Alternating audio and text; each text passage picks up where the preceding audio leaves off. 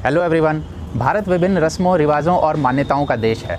कई त्यौहार हैं, कई कल्चर्स हैं और कई भाषाएं हैं।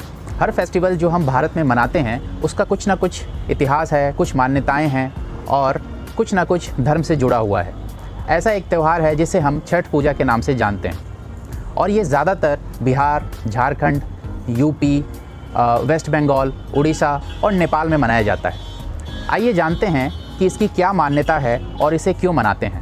इसके पीछे का आखिर इतिहास क्या है। हिंदू माइथोलॉजी, वेदों और पुराणों के आधार से हमारे ग्रहों, नेचर, सूरज, पानी, इन सब को हमने देवताओं का दर्जा दिया है। इसलिए जितने भी हिंदू माइथोलॉजिकल लेजेंड्स या कहानियाँ हैं उनमें इनकी पूजा या अर्चना का वर्णन किया गया है। ब्रह्म पुराण के हिसाब से ब्रह्मा भगवान की एक बेटी थी जिनका नाम था षष्ठी, या जिन्हें मानस भी बोला जाता है। क्योंकि Brahma ji is the creator, इसलिए सूर्य को भी उनका अंश माना जाता है। षष्ठी देवी की ताकत थी कि वो नवजात बच्चों की पैदाइश से लेकर उनके स्वास्थ्य का ध्यान रखें और उनकी जिम्मेदारी लें। ये उनकी ताकत भी थी।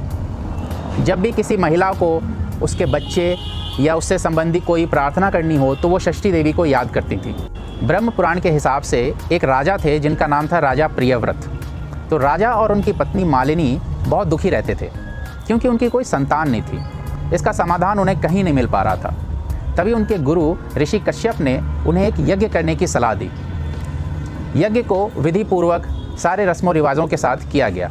कुछ समय के बाद राजा और उनकी रानी को एक संतान हुआ। राजा काफ़ी खुश थे और पूरे राज्य में काफ़ी खुशियाँ थीं। जैसे ही राजा को ये बात पता चली कि उनका संतान मरा हुआ पैदा हुआ है, राजा और रानी अपने पुत्र को देख के बड़े दुखी हुए और वो रोए जा रहे थे। तभी उन्हें आकाश में एक रथ दिखाई दिया और उसमें थी षष्ठी देवी।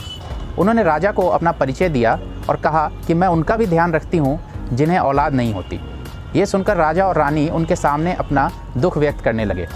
षष्ठी देवी ने अपने ताकत से उस बच्चे में जान डाल दी और वो जिंदा हो गया। तब से राजा प्रियव्रत ने उनकी पूजा उपासना करनी शुरू कर दी और साथ ही साथ सूर्य, जो खुद जाने जाते हैं ज़िंदगी की रोशनी फैलाने के लिए, उनको धन्यवाद देने के लिए सूर्य और उनकी बहन षष्ठी दोनों की पूजा शुरू हो गई।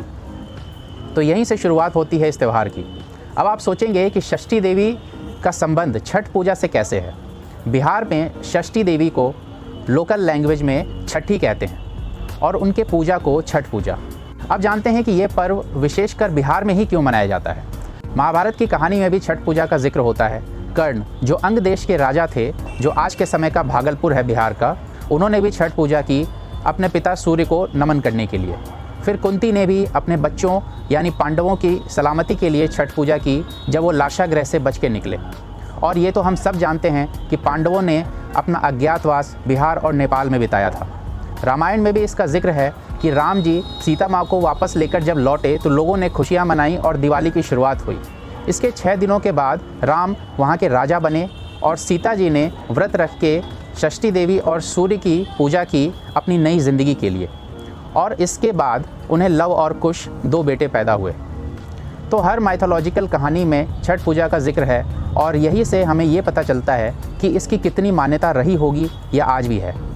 ये त्यौहार कार्तिक माह के 6 तारीख को मनाया जाता है, यानी दिवाली के 6 दिन बाद, और इसे 4 चरणों में मनाया जाता है। पहला होता है नहाए खाए, जिसमें चावल और घी का भोग लगाया जाता है और उसे खाया भी जाता है। दूसरा होता है खरना, जिसमें खीर और रोटी बनाई जाती है। तीसरा होता है पहली अर्घ या संध्या अर्घ, जिसमें डूबते हुए सूरज को नमन किया जाता है। और चौथा होता है दूसरी अर्घ या भोर अर्घ, जिसमें उगते हुए सूरज को नमन करते हैं। इस पूरे विधि में भी किसी भी मूर्ति की पूजा नहीं होती। शायद इसलिए भी ये हिंदू धर्म के अलावा और दूसरे धर्म के लोगों में भी प्रचलित है, जहाँ लोग अपनी मन्नत या दुआएं खासकर संतान के लिए पूरी होने के लिए ये मनाते हैं। पर्यावरण में भी इस त्यौहार का योगदान होता है, जहाँ इसी बहाने अपने आसपास की नदियाँ, तालाबों और पोखरों की सफाई हो जाती है। बाकी त्योहारों के मुकाबले प्रकृति को इस त्यौहार में कम नुकसान पहुँचता है। पूजा अर्चना के बाद सारा कुछ वापस घर आ जाता है और इसी बहाने हम घाटों की सफाई रख सकते हैं। वैसे तो हर धर्म, हर त्यौहार और हर मान्यता की एक बराबर इज्जत होती है और होनी भी चाहिए, क्योंकि भारत देश की यही पहचान और क्वालिटी भी है। तो चलिए आपस में धार्मिक, सांस्कृतिक और क्षेत्रवाद की भावनाओं से ऊपर उठ के एक रहें और एक दूसरे को इज्जत दें। मिलेंगे फिर अगले एपिसोड में। तब तक अपना ख्याल रखिए। अपने अपने घरों में बच्चों, बुजुर्गों और महिलाओं का खास ख्याल रखिए। Bye bye.